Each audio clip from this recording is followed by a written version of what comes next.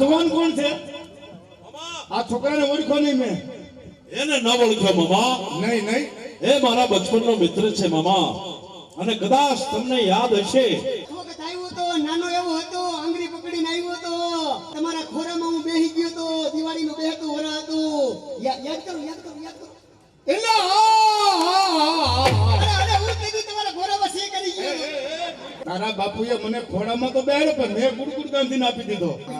અને આમ તો તને વાત કરું, તેથી હું રાજી થઈ અને તને 10 ની નોટ બંડલમાંથી કાઢી નાખી.